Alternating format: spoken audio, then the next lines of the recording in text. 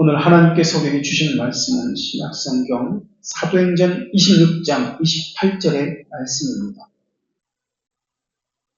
사도행전 26장 28절의 말씀을 봉독합니다. 하나님의 말씀을 경청하십시오. 아그리빠가 바울에게 이르되 내가 적은 말로 나를 권하여 그리스도인이 되게 하려 하는도다. 아멘.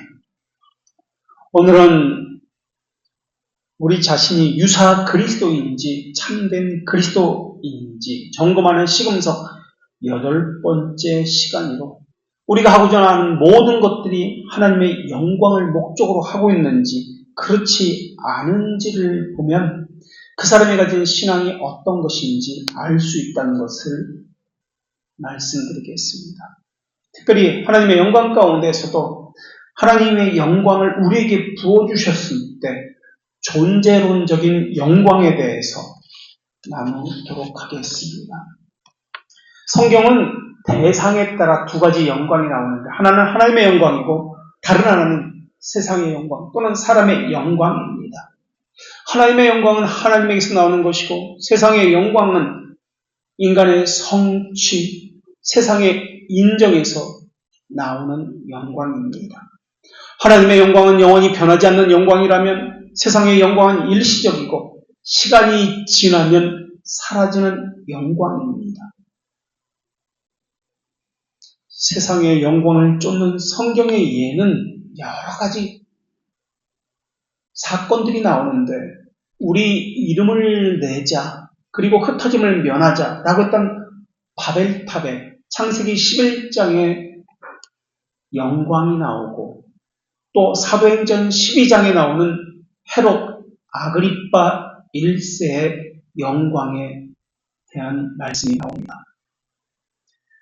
헤롯 아그리빠는 우리말 성경에서는 헤롯이라고 나옵니다. 헤롯은 두로와 시돈 사람에 대해서 대단히 노여워하고 있었습니다. 헤롯이 노여워한 이유는 성경에는 구체적으로 나오진 않습니다. 두로와 시돈은 해변에 위치한 상업도시입니다. 식량은 부족한 도시였습니다. 이 때문에 식량을 유다 땅에서 나는 곳에서 곡식을 수입해서 먹어야만 했습니다. 그러다가 헤롯 아그리빠 1세가 이들과 무역의 전쟁, 정치적 문제로 신기가 불편해졌습니다. 그래서 곡물 수출을 중단하고 압박을 가했을 것으로 학자들은 추정합니다. 그런 이유로 사도행전 12장 20절에서 생명이 걸린 식량 공급을 받지 못하니까 끊겨지는 상황이 오니까 두로 사람들과 시돈 사람들은 왕의 침소를 맡은 신하였던 블라스도에게 로비를 하면서 왕과 화해하기를 청하는 장면이 나옵니다. 이에 헤롯 아그리빠 1세가 응답을 하면서 순은으로 짠 화려한 왕복을 입고 가이사랴라는 곳에 가서 연설을 하는 것이 이 본문의 배경입니다. 헤롯 왕이 왕복을 입고 단상에 앉아서 백성들에게 연설을 합니다. 연설하는 도중에 두로 사람들과 시돈 사람들이 왕에게 잘 보이기 위해서 이 연설은 신의 소리다. 사람의 소리가 아니다. 라고 찬양을 합니다. 신격화가 시작되었습니다. 이 소리를 듣고 헤롯은 기분이 좋아지고 감정이 스스로 녹기 시작합니다. 그런 모습을 사도행전 12장 23절에서 이렇게 기록합니다. 헤롯이 영광을 하나님께 돌리지 아니함으로 주의 사자가 곧 친히 벌레에게 먹혀 죽으냐 라고 말입니다. 어떻게 연설하는 도중에 그 말을 했다고 곧바로 벌레가 사람을 먹어서 죽을 수 있을까라고 생각합니다.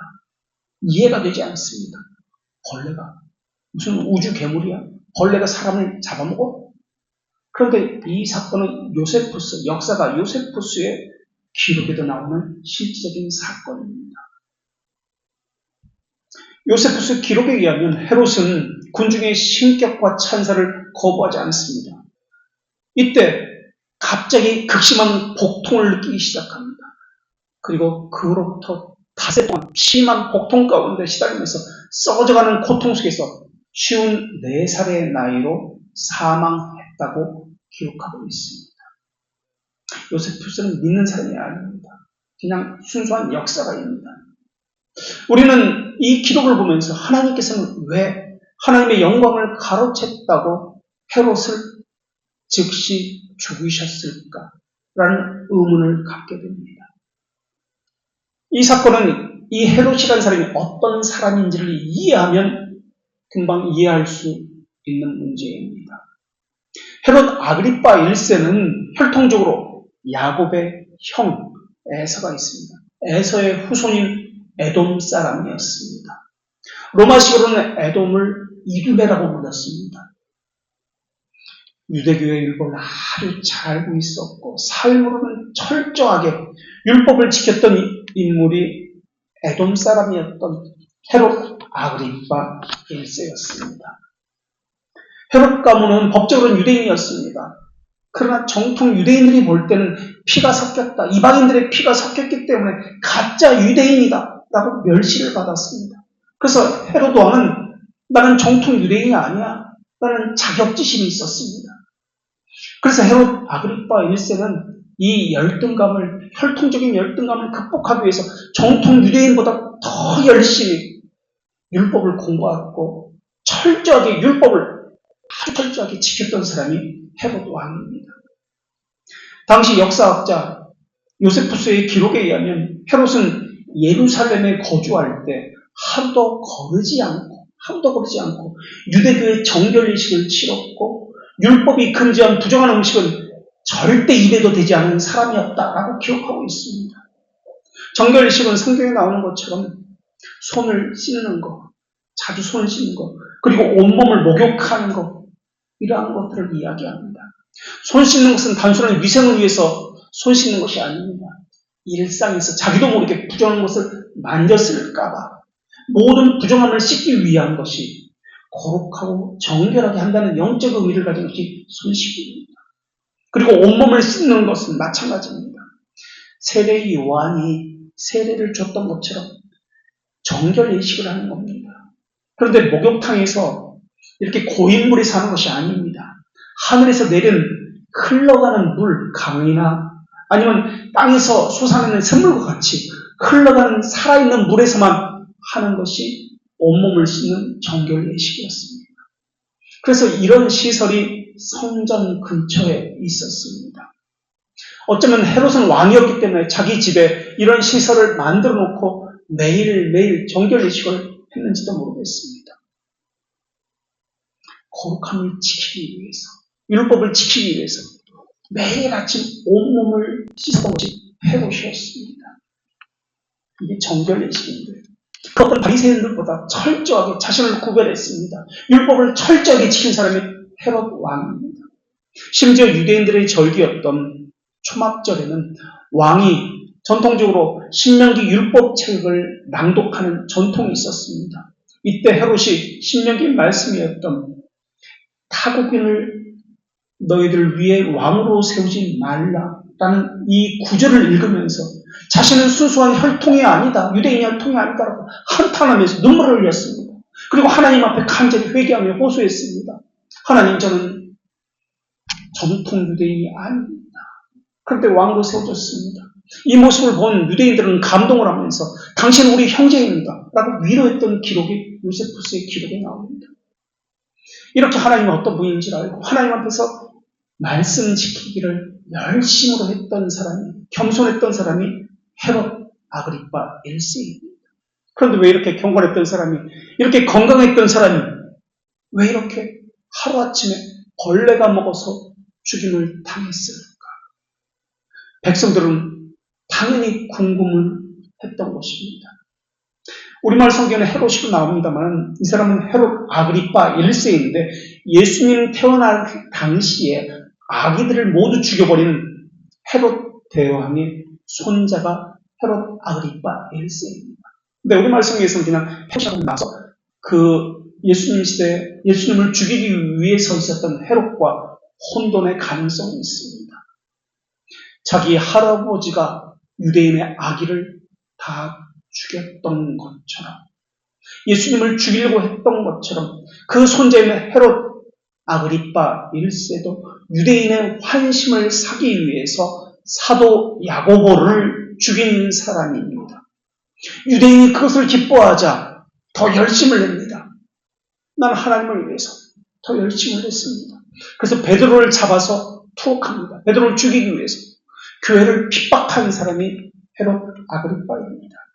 그러나 당시 관점에서 보면 그리스도인들은 유대교 관점에서는 이단이었습니다. 헤롯 아그리파 1세는 로마의 힘을 빌려서 왕이 된 사람이기 때문에 통치 기반을 든든하게 하기 위해서는 유대인의 지지, 그리고 유대의 종교 지도자들, 바리새인과 사두개인들의 지지가 절대적으로 필요했던 사람입니다.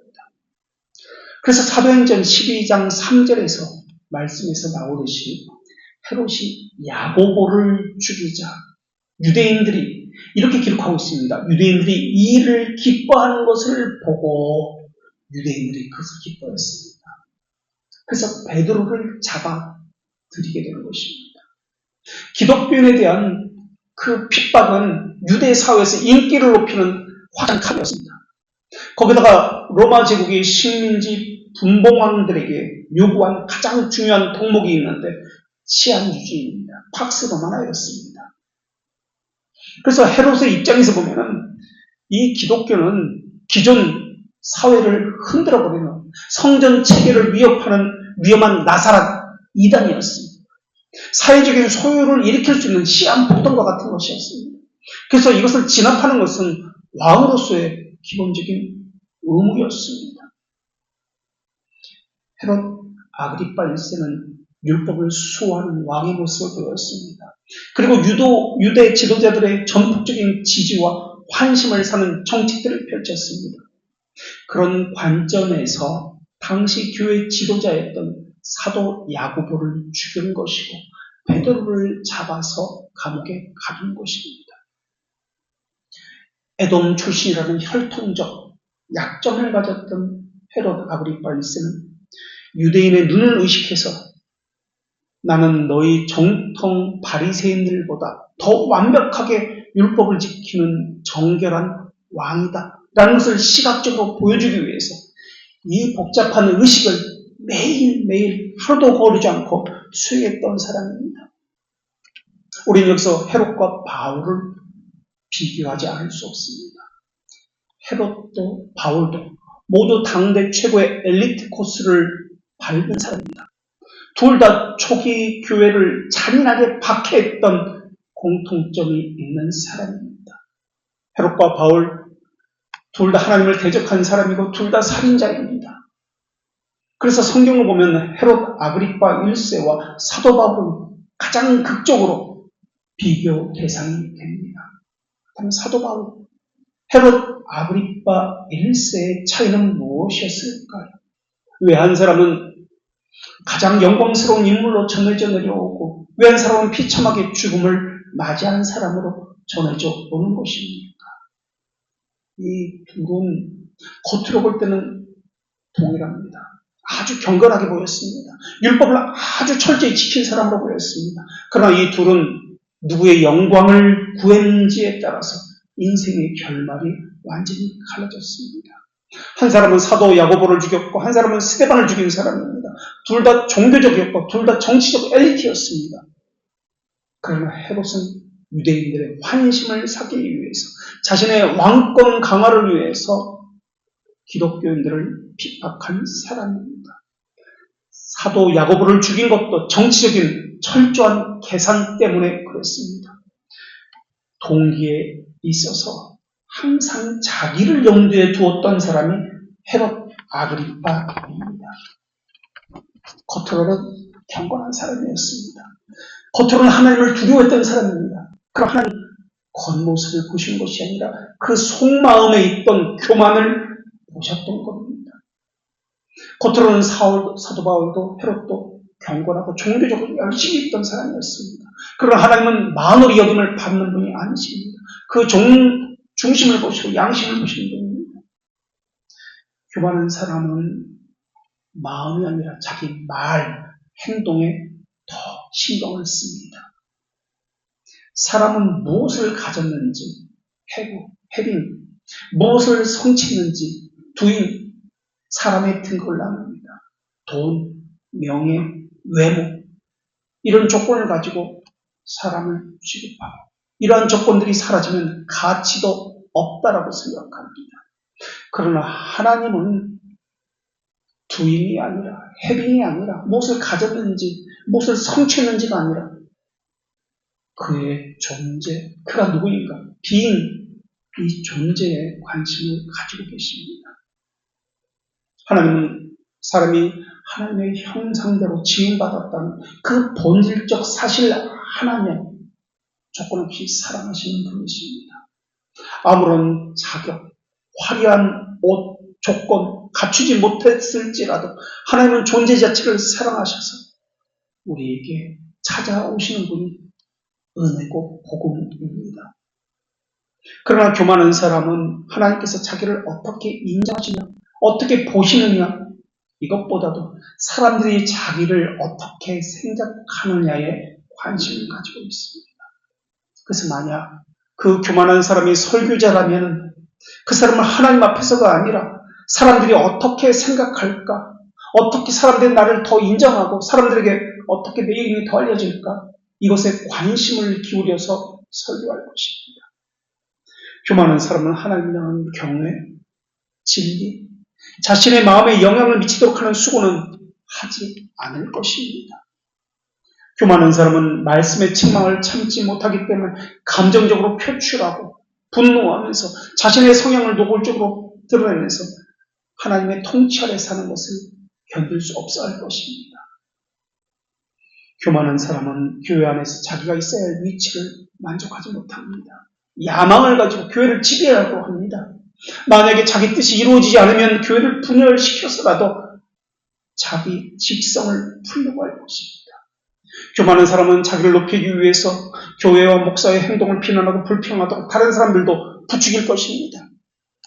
교만한 사람은 다른 사람들보다 자기가 더 인정받기를 원합니다. 그래서 교만한 사람이 있는 곳에는 분쟁이 있고 말싸움이 생기고 공동체가 하나가 되지 못하고 갈리고 나뉘게 됩니다. 그러나 하나님은 사람의 외모, 말주변, 이름으로 판단하지 아니하시고 그 중심을 보시는 분이십니다.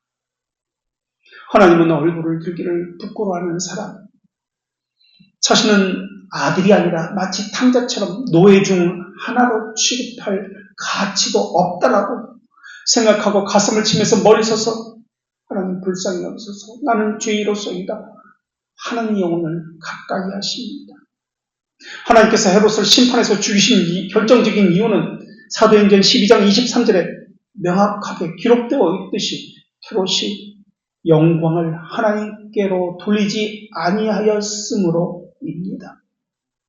만약에 헤롯이 진짜 율법을 사랑하는 사람이었다면, 정말 매일매일 정결 예식을 진실하게 행했던 사람이었다면, 백성들이 자신을 향해서 저것은 사람의 소리가 아니라 신의 소리다 라고 했을 때, 자신을 신격화했을 때, 신명기 6장 13절 말씀처럼 너희는 하나님 여호와를 경외하며 다만 그를 섬겨라, 예수님처럼 사단에게 그렇게 말씀하셨듯이 그렇게 책망했을 것입니다.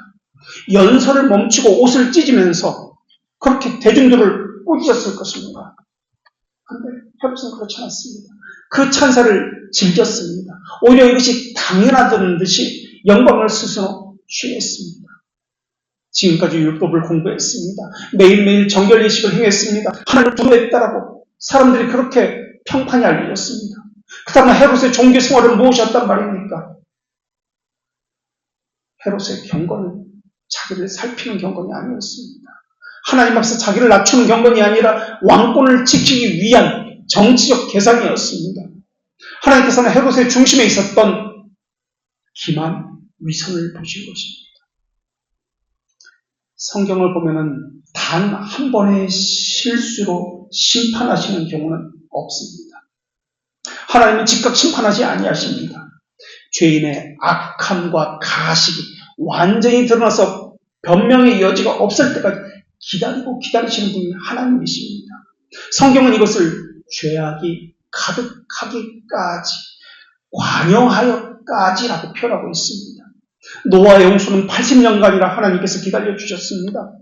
아모리 족속의 죄악이 아직 가득하지 아니하였으므로 가나안에 대한 심판은 400년을 기다려주신 것이 하나님의 기다리심입니다.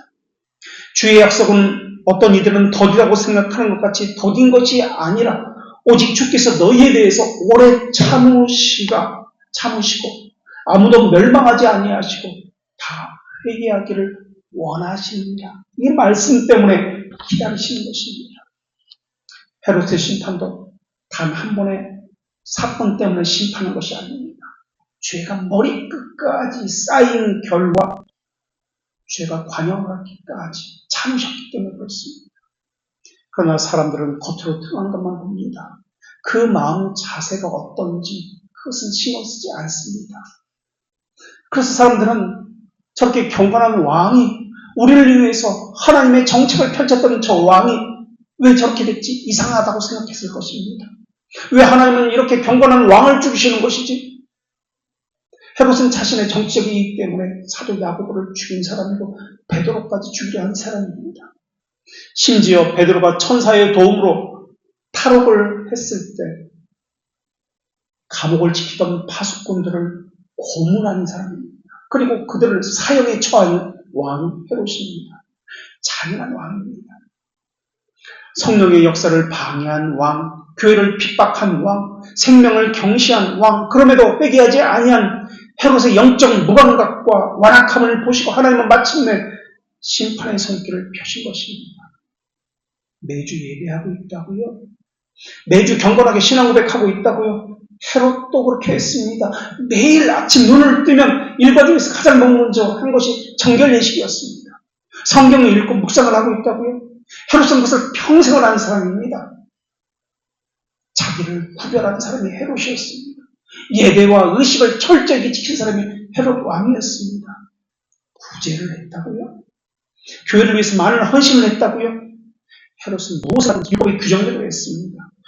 율법과 제사, 규례를 철저히 지키는데 그 누구보다도 바리새인보다도 모범을 지키는 사람이 헤롯 왕입니다. 민수기 6장에 나시린 제도가 나옵니다. 나시린들이 소원을 끝내면 성전에 바쳐야 될 비용이 있었습니다. 그 비용이 매우 비쌌습니다.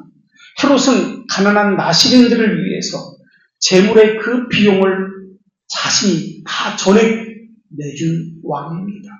이런 파격적인 기부 행위를 보고 유대인들과 바리새인들은 왕이 유대인의 경건한 전통과 성전을 지키 사랑한다는 강렬한 인상을 심어주었습니다. 헤롯 아그리빠는 바리새파 학자들을 적극적으로 도와주고 우대한 사람입니다. 바리새파가 그렇게 강조했던 모세의 율법과 구전 전통을 유대 왕국의 실제 율법으로 제정해서 엄격히 집행하는 사람이 헤롯 왕입니다. 그래서 유대 지도자들은 유대인들은 헤롯을 유대 역사상 가장 친화적인 율법을 잘 지키는 유대교 친화적인 왕이다라고 칭송을 했습니다. 그러니 백성들의 친성이 얼마나 자제했는지 모릅니다. 로마 황제 가운데 이 당시는 지금 로마 황제 가운데 가장 미쳤다고 소문이 난 칼리굴라 황제 시대입니다. AD 40년 초에 유대인들이 칼리굴라를 신으로 숭배하지 않자 분노하기 시작합니다. 그래서 시리아 총독 페트로니우스에게 명령을 내려서 예루살렘 성정 그 안에 지성소 안에 자신의 동상을 세우라고 명령을 내립니다. 그리고 군사를 보냅니다.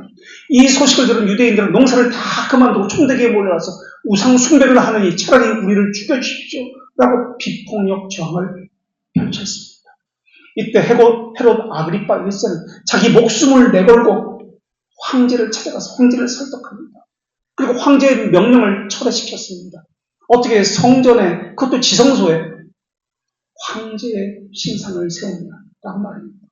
이 사건을 계기로 유대인들은 헤롯을 유대 민족을 구한 민족적인 영웅이다, 종교적인 영웅이다, 찬사를 보내기 시작합니다. 그리고 로마의 화폐는, 당시 화폐는 황제의 얼굴을 그려가지고 화폐를 만들게 했습니다. 헤롯 왕은 유대인의 종교적 감정을 배려해서 예루살렘에서 발행하는 로마의 화폐는 로마 황제의 형상이나 우상 그림을 넣지 않도록 또한 중지한 황제 왕입니다. 이렇게 훌륭한 왕이었습니다. 그것만이 아니었습니다. 헤롯은 예루살렘 성전, 예루살렘 성을 외세의 침략으로부터 보호하기 위해서 거대한 예루살렘 성벽을 쌓기 시작한 왕입니다. 이런 위대한 왕이 어디 있습니까? 아무리 찾아보아도 헤롯 왕의 업적은 다윗 왕의 업적에 결코 뒤지지 않습니다. 백성의 입장에서 보면 헤롯 왕은 유대인을 위해서 하나님이 세우신 왕이라 볼 수밖에 없습니다. 그러니 백성들은 헤롯의 연설에서 이것은 하나님의 목소리야, 사람의 목소리가 아니야, 그냥 나온 것이 아닙니다. 우리말 성경에서는 헤롯의 연설을 신의 소리다라고 번역을 해놓았습니다. 그런데 원어에 보면 데우스, 하나님의 소리다라고 합니다. 그런데 헤롯은 백성들이 자신을 향해서 외치는 찬양의 소리에 대해서 하나님이야 라는 소리에 대해서 꾸짖거나 멈추라고 하지 않았습니다. 베드로의 타락으로 헤롯의 자존심이 매우 상했을 텐데 백성들이 헤롯에게 하나님의 소리라고 외치자 다시 교만이 숨겨져 있던 교만이 부풀어 오른 것으로 보입니다. 사도행전의 기자인 누가복음의 기자인 누가는 의사였습니다. 그런데도 불구하고 헤롯의 죽음에 대해서 의학적인 전문 용어는 전혀 사용하지 않고 벌레가 먹어 죽었다라고만 기록하고 있습니다. 헤롯이 어떻게 벌레에 먹혀서 죽었는지는 알 수가 없습니다. 학자들은 두 가지 가능성을 제시합니다. 하나는 맹장염으로 인해서 맹장이 터지면서 백속 전체가 염증으로 퍼지는 복막염으로 죽었거나 아니면 장내에 있었던 회충 같은 기생충이 감염에 의해서 장 폐색으로 죽었구나 라고 봅니다. 헤롯 아그리빠 왕은 역사적 기록에 의하면 AD 44년 초봄에 가이사랴 극장에서 연설을 합니다.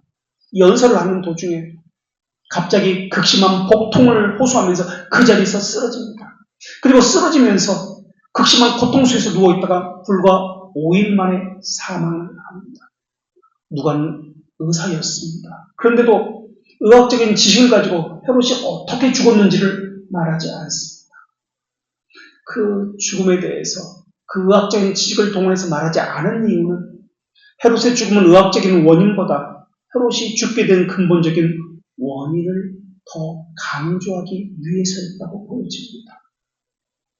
사도행전의 기록은 헤롯의 죽음 이후에 12장 24절에서 하나님의 말씀은 흥화하여 세력을 도하더라 라고 적고 있습니다. 그러니까 헤롯의 죽음과 하나님의 말씀이 더 흥화해서 세력이 도하다, 이것이 대조가 되고 있습니다. 결국 누가가 사도행전에서 말하고자 하는 것은 헤롯의 죽음으로 인해서 하나님의 주권적인 구속사를 말하고 있다라는 것입니다. 헤롯의 하나님에 대한 태도는 겉으로는 그 누구보다 경건한 왕처럼 보였습니다. 그러나 이 헤롯의 태도는 베드로와 바울의 태도와 바나바의 태도와는 대조가 되는 태도였습니다.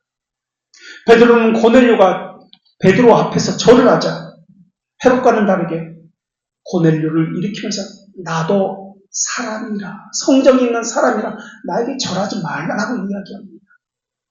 바나바와 바울은 루스드라에서 사람들이 자신들을 향해서 절을 하면서 헬라의 신 제우스와 헤르메스라고 제사할 때 옷을 찢으면서 사람들에게 창조주 하나님을 전하면서 복음을 전하는 사람이 바울과 바나바입니다. 이 모든 영광은 하나님께 돌렸던 겸손한 모습과는 전혀 다른 모습이 헤롯의 모습이었습니다. 사람들은 왕의 화려한 왕복을 보고 그의 수사학적인 입담을 보고 찬사를 보냅니다. 가식으로 보이는 종교적인 행위를 보고 존경을 보냅니다. 하나님은 그러나 그것에 속지 아니하십니다. 그 속에 무엇이 있는지 보신 분이 하나님이십니다. 역사학자 요세푸스는 연설을 할 때 헤롯 아그리빠 걸사가 은으로, 전체가 은으로 짠 화려한 옷을 입고 연설했다고 기록하고 있습니다.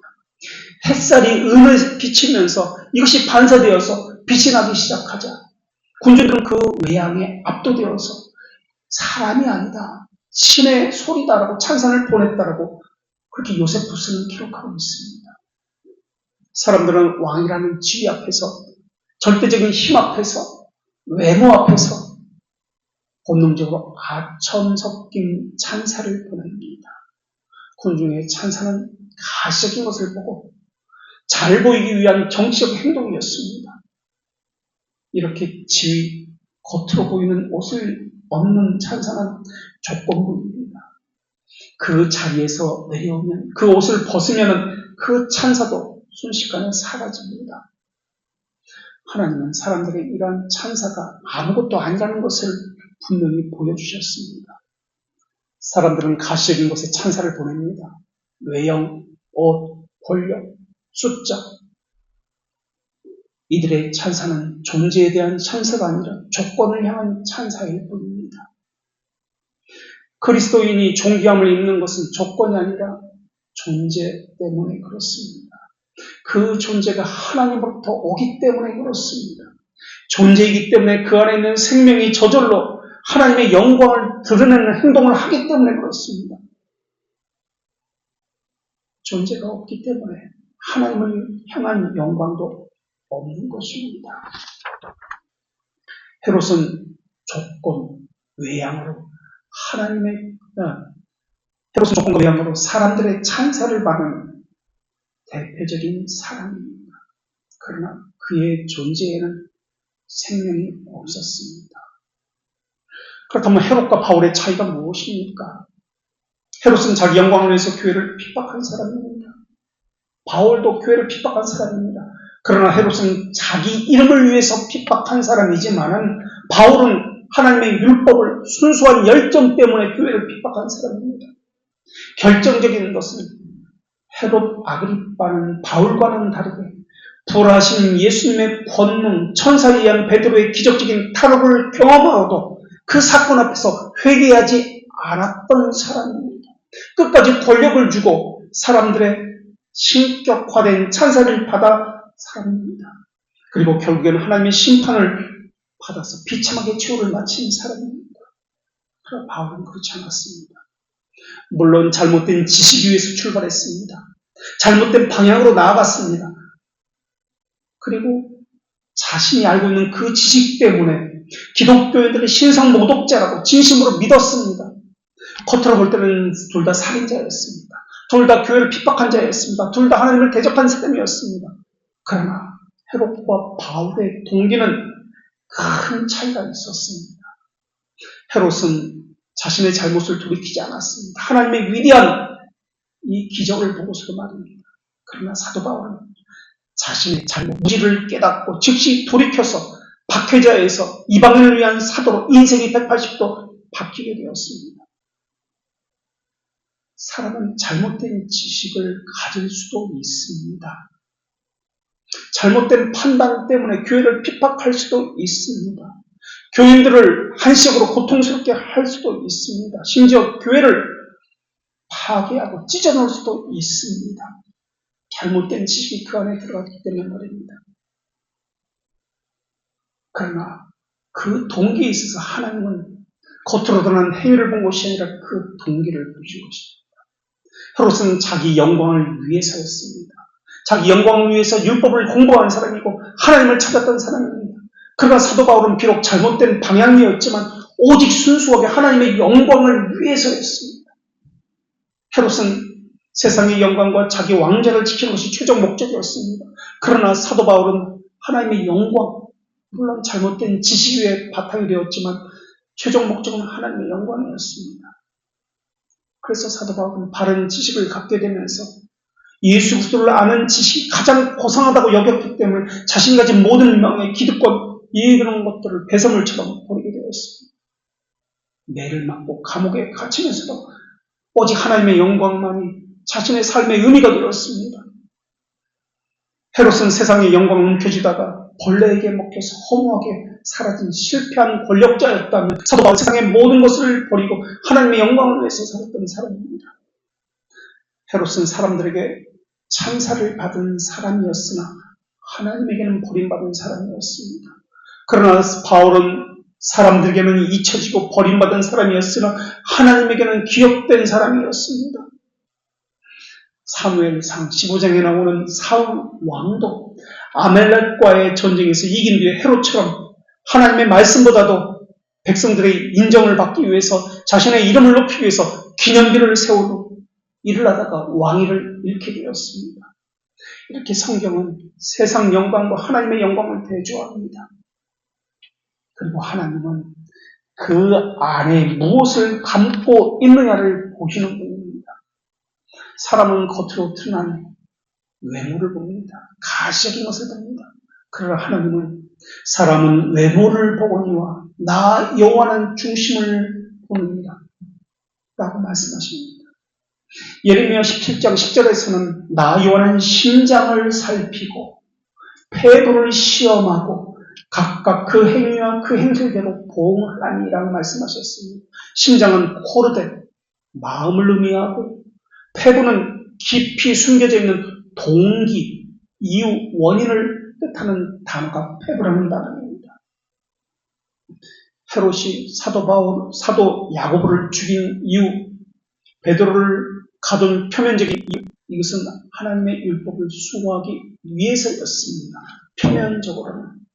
그러나 헤롯의 속마음은 유대인들이 이 일을 기뻐함으로 사도행전 12장 3절에서 정치적 인기와 영합 때문에 그랬습니다.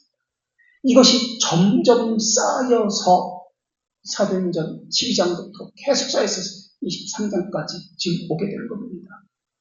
내가 아버지의 일진인데 나를 두려움이 어디 있느냐. 이것이 헤롯이 죽은 이유입니다. 헤롯은 지금까지 교만과 외식을 계속 쌓아왔습니다.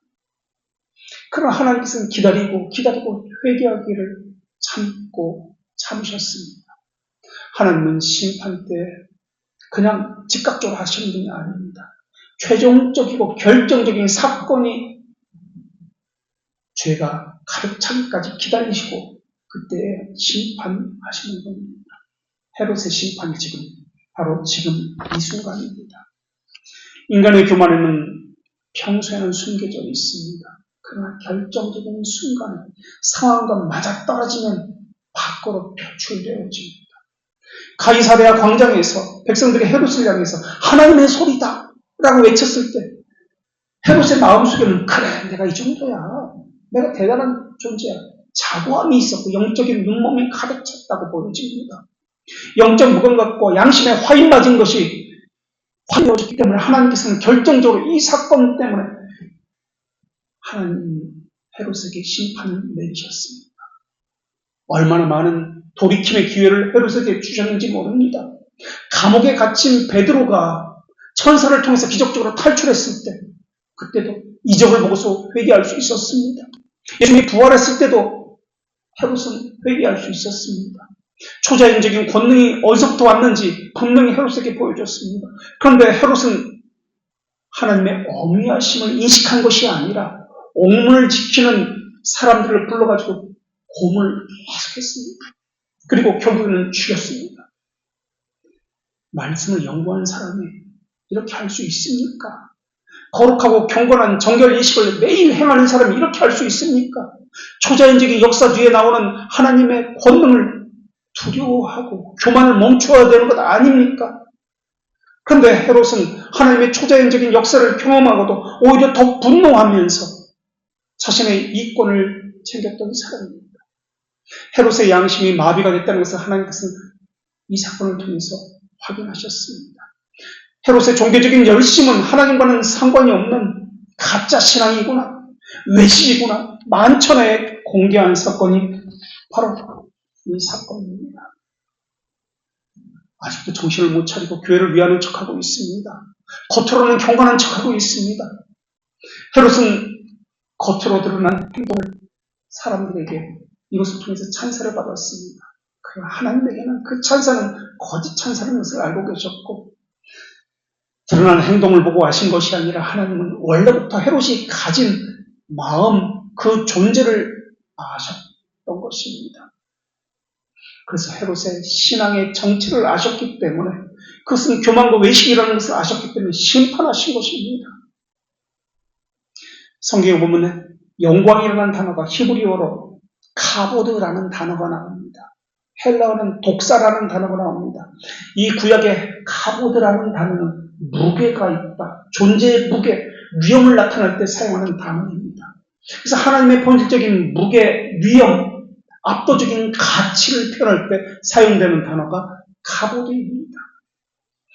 이 영광은 하나님의 임재가 나타나서 성전에 가득할 때 사용된 그 단어입니다. 출애굽기 40장 34절에서 구름이 회막에 덮이고 하나님의 영광의 성만에 충만하다라고 할 때 그 단어가 카보드라는 단어입니다. 출애굽기 33장 18절에서 모세가 하나님에게 원하건대 주의 영광을 내게 보여주시옵소서 간청합니다. 이때 영광이라는 단어가 카보드입니다.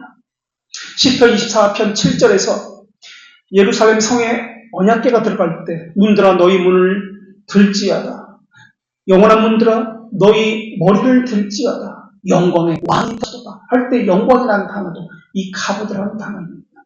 그런데 이 단어가 특이하게 하나님께서 사람에게 부여하실 때도 이 존귀 카보드라는 영광이라는 단어가 사용되었다는 점입니다. 그러니까 헤롯이 사람이 사람에게 부여한 것이 아니라 하나님께서 사람에게 부여했을 때 이 단어가 사용되었다는 것입니다. 시편 8편 5절에서 사람을 하나님보다 조금 못하게 하시고 영광과 존귀로 관을 씌우셨다. 사람에게 영광과 관을 씌우셨다. 존귀로 관을 씌우셨다 할 때 카보드라는 단어가 사용되었습니다. 성경은 사람과 동물을 다르게 취급합니다. 오늘날은 개나 고양이를 마치 자기 가족처럼 사람처럼 취급합니다. 세상 개념을 가지고 적용하는데 성경적이 아닙니다. 하나님은 하나님에게만 사용하셨던 이 영광이라는 개념을 하나님의 형상을 닮은 사람에게만 이 카보드를 영광을 부여하셨습니다. 사람 스스로 만들어낸 영광 아닙니다. 하나님으로부터 부여받은 영광입니다. 왜 사람에게 하나님의 영광 부여하신 것입니까? 하나님의 어떠하심을, 하나님의 무거운 영광을, 무거운 가치를 세상에 보여주는 대리자이기 때문에 그들에게 영광을 부여하신 것입니다. 그 사람이 무엇을 잘해서 영광을 부여한 거 아닙니다. 그 사람의 존재 자체에 그저 값없이 부여하신 것입니다. 비록 인간이 죄로 인해서 그 무게감을 상실했지만 하나님의 측면에서는 여전히 인간을 존귀하게 여기십니다. 하나님의 영이시기 때문에 그렇습니다. 그리고 그 존재의 가치인 그 카보드 영광을 사람 측면에서도 회복하기를 원하시는 분이 하나님이십니다. 그래서 성경에 보면은 사람을 향해서 욕하면 살인이다 라고 하신 이유도 그 이유 때문에 그렇습니다. 하나님의 형상대로 창조되어서 그 영광, 카보드를 부여받았기 때문에 하나님의 영광이 그 사람 속에 들어있기 때문에 사람의 인격을 모독하면 그것을 만드시는 하나님을 모독하는 것이기 때문에 그것은 살인이다 라고 이야기합니다. 마태복음 5장 22절에서 예수님은 나는 너희에게 이르노니 형제에게 노하는 자마다, 분노하는 자마다, 화를 내는 자마다 심판을 받게 될 것이고 형제에게 라가라 하는 자에게 공회에 잡혀가게 되고 미련한 놈이라 하는 자마다 지옥불에 들어가게 되리라 라고 말씀하셨습니다. 인간의 가치는 하나님의 카보드 영광을 반사하는 존재이기 때문에 그렇습니다. 성경은 우리를 사람을 동물과 다르게 하나님의 형상, 이마고 데이라고 합니다. 이마고 데이, 하나님의 형상대로 지으셨음을 분명히 선포합니다. 단순한 생명체가 아닙니다. 단순한 존재가 아니라 하나님의 영광을 부여받은 하나님의 대리자입니다. 우리가 하이델베르크 일문에서 나눈 것처럼 삶과 죽음에서 삶의 영어로 우리가 리빙이 아니라 라이프라고 보았습니다. 리빙은 자기 필요에 따라서 본능대로 사는 것. 라이프는 삶의 방식과 태도를 이야기합니다. 먹고 자고 본능적인 리빙의 삶이 아닙니다. 하나님께서 사람에게 영광을 부여했을 때는 라이프, 목적이 있는 삶의 궁극적인 목적을 가지고 살도록 하신 것입니다. 그래서 하이델베르크 일문에서는 목적이라는 개념을 가지고 라이프라는 영어로 라이프라는 단어를 사용했습니다. 뒤틀린 자세를 가지고 비난하고 비꼬고 인격과 권위를 함부로 하고 이것은 예수님의 말씀처럼 단순한 말실수가 아닙니다. 상대방의 존재의 가치를 무시하는 악의를 담고 있는 살인 행위입니다. 라바라는 말은 아람어로 머리가 텅 비었어. 아무짝에 해도 쓸모없어. 라는 멸시조의 욕입니다. 하나님이 존재하신 그 무게, 카보드를 무시하는 것. 그래서 다른 사람을 향해서 너는 가축은 쓰레기야. 조롱하는 행위를 이야기합니다. 스스로도 그렇게 생각하는 사람이 있습니다. 나는 쓸모가 없어. 아무짝에도 쓸모없는 놈이야. 나는 가치도 없어. 이 교회에서도 존재의 의미도 없어. 마찬가지입니다. 하나님의 영광을 무시하는 것이기 때문에 이것은 살인죄입니다. 미련한 놈이라는 이 단어도 단순히 지식이 낮다, 지능이 현저하다라는 개념이 아닙니다. 하나님 없이 도덕적으로도 타락한 자라는 개념입니다. 종교적으로, 영적으로 저주의 말이 미련한 놈이라는 뜻입니다. 쉽게 말하면 너는 지옥이나 갈 놈이야. 가론유다 같은 놈이야. 그런 의미가 바로 이 단어입니다. 예수님은 이런 태도, 이런 말, 이런 비꼬는 자세, 함부로 생각하는 이러한 것들을 살인죄와 같은 무게로 보셨습니다. 당시 유대인들은 살인죄를 그저 직접 사람을 죽이는 이런 외적인 살인만을 생각했습니다. 그러나 예수님은 살인하지 말라는 계명을 마음속에 분노, 마음의 자세, 생각, 입 밖으로 내뱉지 않아도 가지고 있는 그 자세를 살인이다 라고 하셨습니다. 그렇기 때문에 그 사람이 가지고 있는 자세, 눈빛, 그런 태도는 하나님께서 그 사람에게 부여주신 창조주 하나님을, 그 영광을 모욕하는 것이기 때문에 살인죄입니다. 자격지심에 빠져가지고 나는 다른 사람과 된 것도 없어. 아는 것도 없어. 존재감도 없어. 못하는 내세울 것도 없어. 마찬가지입니다. 자기 의인이다. 왜? 하나님께서 부여하셨는데 왜 그것을 부인합니까? 존재적인 영광을, 카보드를 왜 내가 부인합니까? 이게 자기 의인입니다. 그래서 심판받고 지옥에 갈 자기 의를 가지고 이야기하는 것입니다. 사람들은 자기가 무엇이 없다고 할 때 두 가지 반응이 나타납니다. 하나는 내가 없으니까, 내가 가지지 못했으니까 가진 사람의 추종자가 됩니다. 그래서 그 사람을 통해서 대리만족하는 경우가 첫 번째 경우입니다. 아이돌을 추종하는 것, 연예인들 추종하는 것, 나보다 훌륭한, 내가 바라는 어떤 것을 가진 사람을 추종하는 추종자가 됩니다. 두 번째로 반대입니다. 자기에게 없는 것을 가진 사람을 증오합니다. 세상을 향해서 경멸합니다. 냉소주의자가 됩니다. 내가 없으니까 다른 사람도 없어야 된다. 그래서 항상 비꼽니다. 들이받습니다. 사람들하고 멱살제비하고 시비를 걸면서 같이 똥똥에 빠져 죽자 이렇게 이야기합니다. 이거 역시 마찬가지입니다. 하나님을 무시하는 행위입니다. 하나님의 지혜를 부정합니다. 동시에 자신이 어떤 존재인지 알지 못하는 이런 사람은 신앙인이 아닙니다. 이런 사람은 자신이 얼마나 큰 죄를 저지르고 있는지 전혀 감도 잡지 못하고 있는 사람입니다. 그저 자기가 세상의 주인처럼 자기 의를 가지고 설치될 뿐입니다. 앞서서 이간질하고 파괴하고 속이고 자기 마음에 안 든다고 욕하면서 살고 그러면서 신앙인이라고 겉으로는 헤롯처럼 경건생활을 한다고 이야기합니다. 하나님을 닮았다. 하나님께서 그 존재 자체에 조건 없이 행위 없이 부여하셨다는 그 영광을 망각하고 있는 것입니다. 하나님께서 직접 사람에게 그 카보드를 주셨는데 거기에 무엇을 더해야 그 영광이 더 좋은 영광, 더 큰 영광이 되는 것입니까? 무엇이 없다고 삐뚤어져서 이리 받고 저리 받고 그렇게 하면 하나님의 지혜는 무엇으로 불리는 것이 됩니까? 하나님의 형상을 닮았다는 것이 그렇게 초라한 것입니까? 부끄러운 것입니까?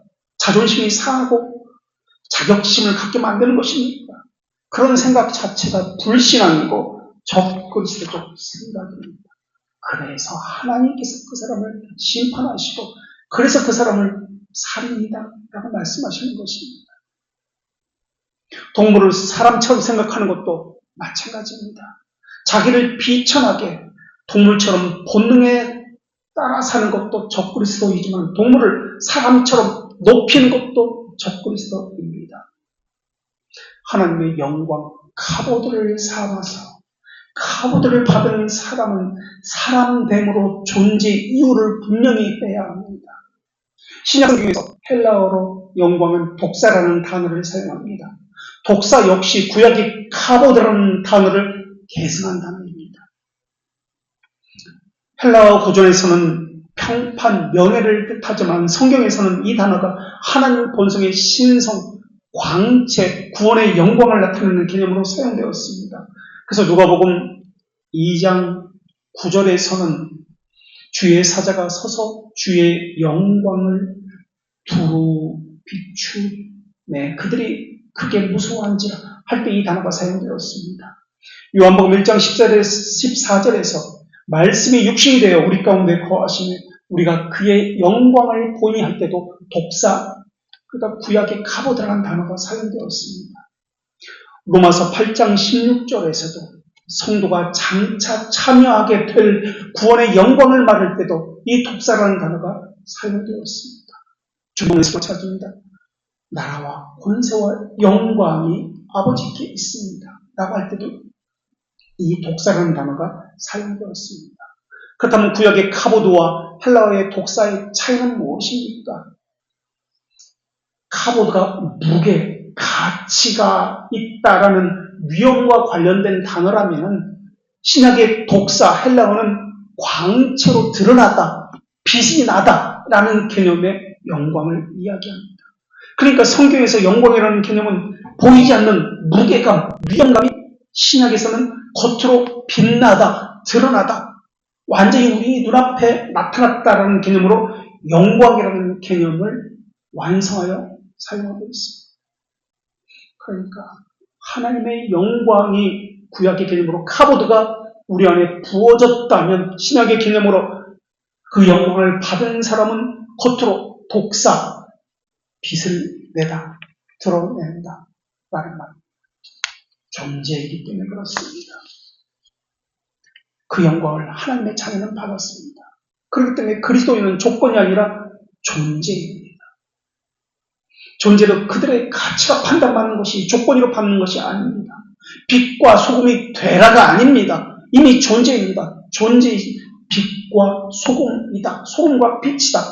존재로서 하나님의 영광을 위한 삶이 나옵니다. 사람들은 눈에 보이는 외모를 가지고 이야기합니다. 왕의 지위, 조건을 가지고 이야기합니다. 이것은 현혹됩니다. 그들은 신앙인이 아닙니다.